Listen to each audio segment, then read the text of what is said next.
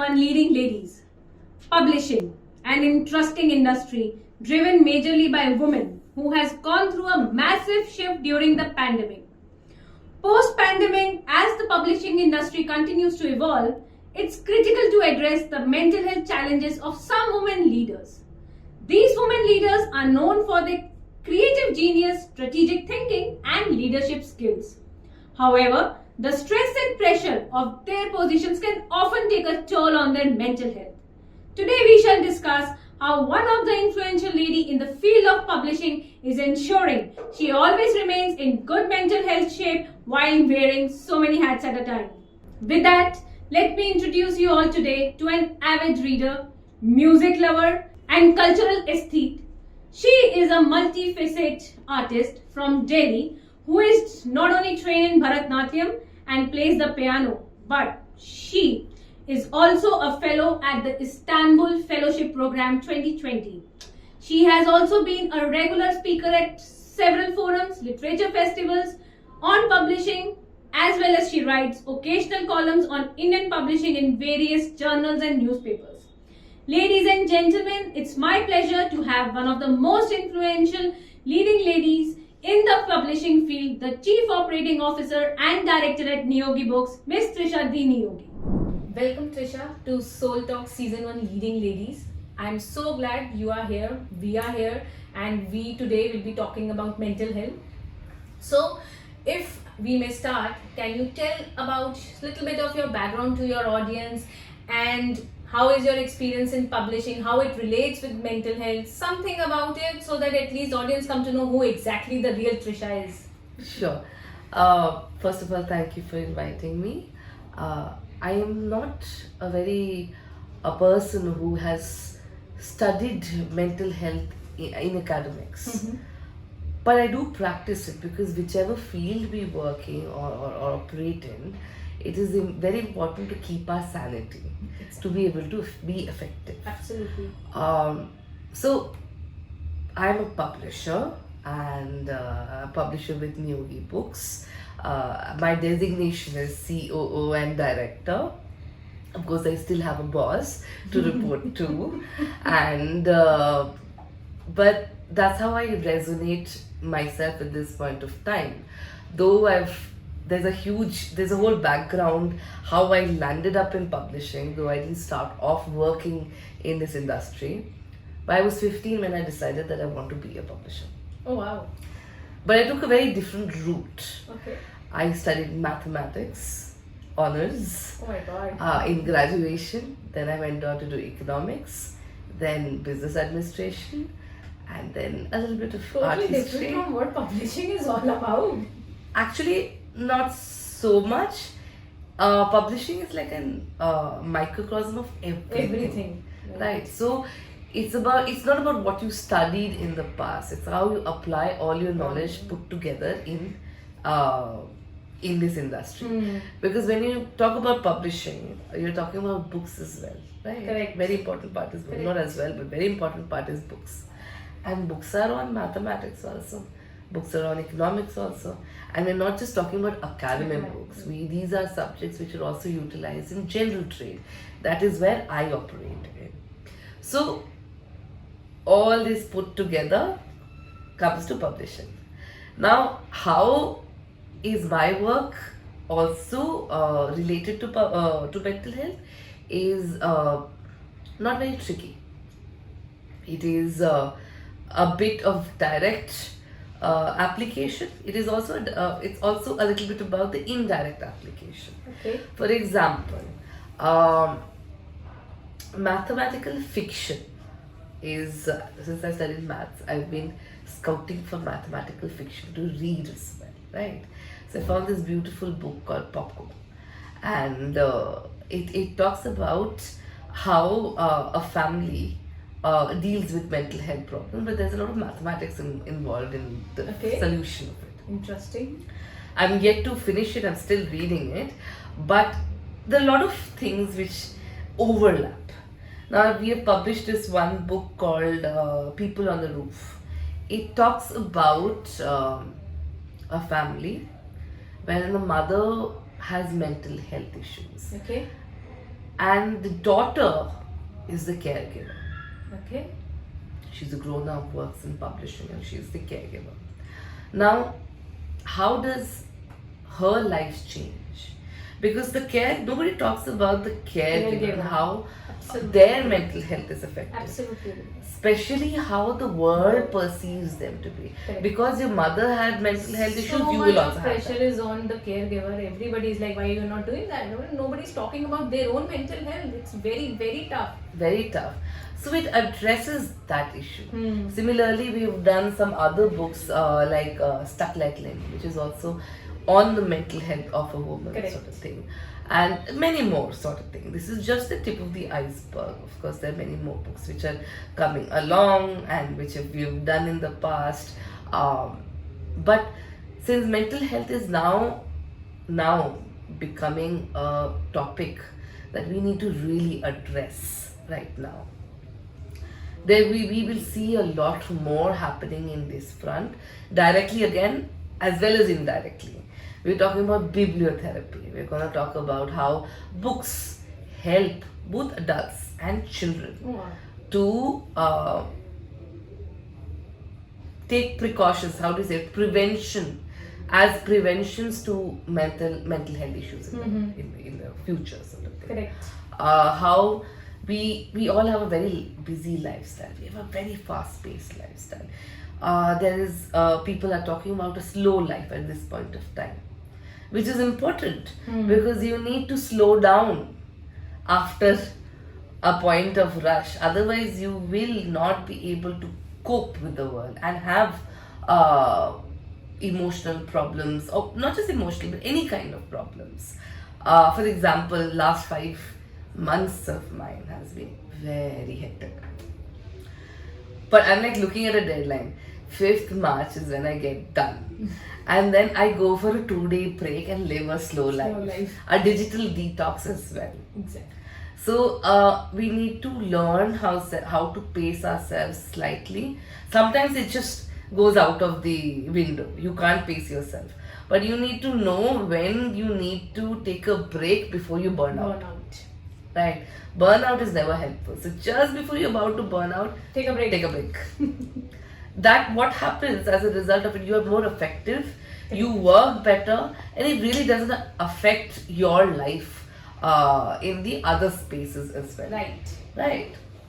So there's so many more stories I can recount at this point of time. But if you have any other specific question, maybe I can add more to So that. you are an mental health advocate yourself. So how are you ensuring in your busy schedule you are maintaining a good mental health? How are you ensuring that it's in a good shape? Honestly, barely. Okay. But it's not very difficult in the sense because I've figured out what makes me happy, That's what very, keeps very me positive, and what keeps me going. First and foremost thing is my work. I really love my work. I enjoy it thoroughly. So if you put me out of it, I may not be the same person as I am today.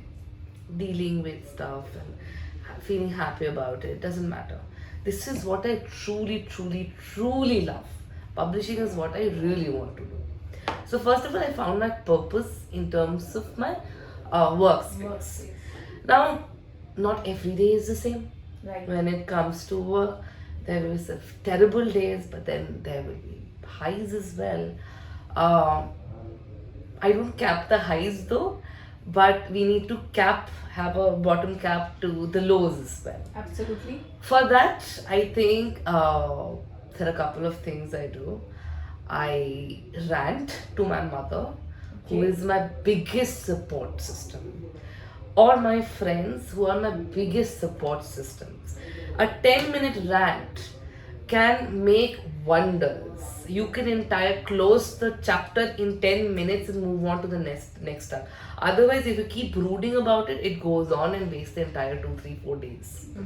So realize talking about it, sharing it with others is very important. Specifically when you identify the person who's not going to judge you. So a support system. For me, it's my mother and my friends. For anybody, it could be a support system. Right. Second is working out. I think physical activities, it does not need to be workout. I like workout, but it does not need to be workout.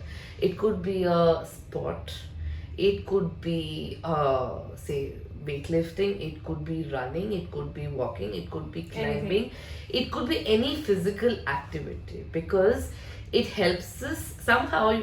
I will not be able to explain the science of it, but it does have effect on your mental health, and I've seen that happen for me. I've been very regular till last month. I've been very regular with my workout, 6 days workout every day, and have never had a single breakdown or any kind of those things, because I felt like so what happens after work, I go to hit the gym, I work out, and then I go home. By then I'm so relaxed. The gym, actually the 2 hours of me time without a phone, without the digital time, without anything in my head. I'm absolutely blank at those 2 hours when I'm working out, enjoying my workout with the good music on and just not caring what the world is thinking. I do my running, I That's do my your cycling. stimulation, working Yes. out. It's also kind of meditative for me. So it has a dual effect on me. And the third is set goals, small goals. When the flight of stairs in front of you looks daunting, focus on the stair in hand. Set small goals and accomplish them. So once you finish those goals, that's when you have a sense of achievement, and that keeps you going. So perhaps only these three things is something which I keep in mind very consciously to keep going every day. So actually, this is what we also preach in Solh Wellness. Create a goal. Once you create a goal, you are very clear in your mind that okay, otherwise what will happen is in your busy schedule, people tend to okay हम कर लेंगे, हो जाएगा, देखेंगे, free होंगे तब कर लेंगे. But if you create a goal, you will at least have that somewhere in your mind. You are supposed to do that, dude. Yeah. Possibility hai that we might end up not completing the goal, but Yeah. still it will be there somewhere and it will be hitting you hard. हाँ. करना है. Deadlines इतने बुरे नहीं हाँ, हैं. अच्छा है. हाँ. Deadlines अच्छे जरूरी है. Realistic deadlines I are agree. good. I agree. So you recently published a children's book. Are you planning to address sensitive topics like anxiety, equality or depression in these books specifically for children? Absolutely. That is a must. That is something that I actually feel very connected to.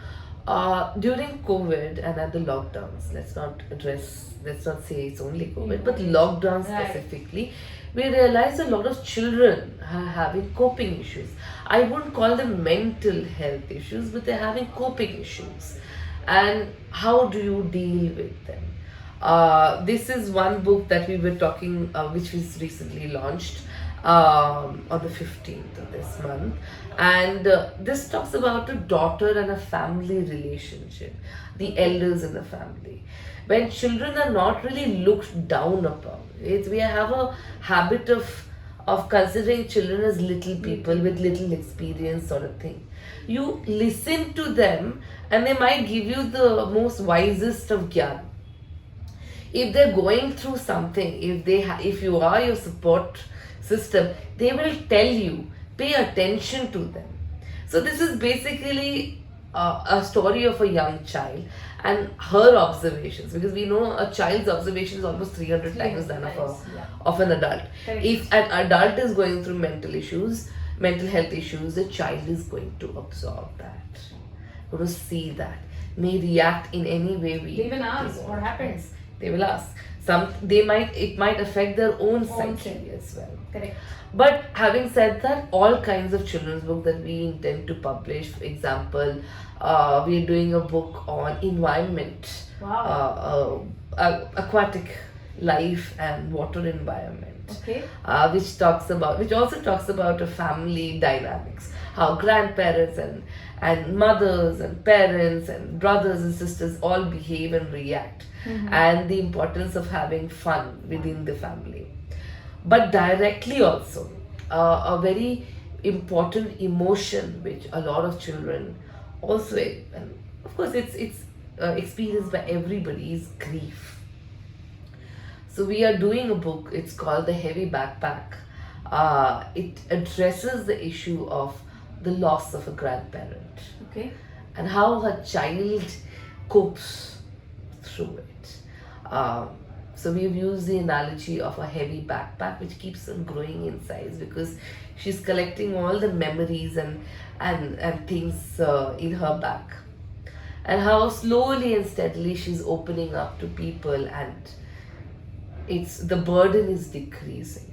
You have to, it's through stories we are telling how to deal with grief, with fear, with all those kind of emotions which might be stuck in your heart. Now they don't understand the word mental health. They don't have to They don't understand. have to, yeah.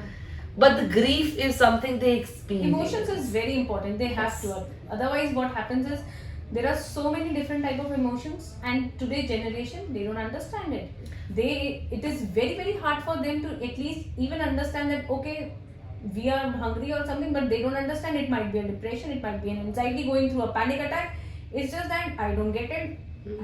But बड़ों को ही कहाँ समझ में आता है कि हाँ, panic attack आ रहा है? Exactly. नहीं समझ में नहीं आता. आता We समझ. don't know how to identify these things. Absolutely. And I think the biggest problem is communication. Communication. Lack of communication, not communication per se, but lack of communication. In We do every not know relationship. how to articulate. We don't know how to communicate. Simple words do not is not Please. just communication. There's so much more. People are so much in fear that they don't even know what am I supposed to say to my parent or to my sibling or to even to my spouse. How will they judge me? That judgment factor is so fearful in each and everybody's heart. They don't want to communicate. That's why we need to start from the scratch. Right. From the beginning. Our parents are the biggest support system, right? I can say anything to my parents Yeah. at this point. हाँ, शुरू में थोड़ा डर लगता कि डांट पड़ेगी माँ से, कुछ गड़बड़ किया तो डांट पड़ेगी माँ से. But they over are a time, venting support system. yeah. But then I had friends also, ना. अच्छा ये बोलूँ क्या, मम्मा से बोलूँ क्या? So that friends in childhood is also very important. Right. And most of the childhood friends end up to become your best buddies from till the end of life. Sort of thing. I'm privileged to have a couple of them, but and my mom's also my biggest friend. She's just there. Like be it 2 a.m. or be it 6 a.m. my mom's there. I know. I don't have to worry about anything. Just ran to her, and I'm fine. And I have found my support system. It's upon us to find who is our support system. It doesn't come easy in this today's world. Absolutely. I understand, but the search has to continue. Totally agree on you on that. Totally agree. It could just be an app also, by the way. It just Huh. could be an inanimate object also. So that is the reason why at Solh Wellness we have in our application we have a place, we have a tool called as journaling. Anybody can come there anonymously and they can anonymously publish whatever they want to. There are so many people come and just vent out themselves, Yeah. and there are so many other people whom we see who are providing them guidance, and they feel good about it. They come on regularly, discuss their ongoing daily issues, and they are getting guidance. They are talking to each other. They are becoming new friends. Yeah. So that's the idea. One small thing, a spoken word cannot be taken back. So I think writing and articulating yourself before you share with others is a very important. interesting and important process. Because journaling, just writing about your day's life is never enough. How you feel with every thing that you do is important. So it's important sharing with others. Of course, while writing, you have the option of editing it and adding it to it before actually sharing it, even if it is anonymous, before sharing it with others and getting their feedback. You never know. For example, just the other day, I don't post much about myself. I on social media.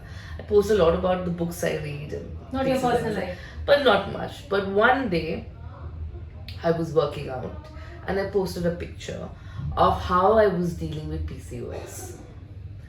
I'm almost quite recovered at this point of time, but there are times when I feel like giving up.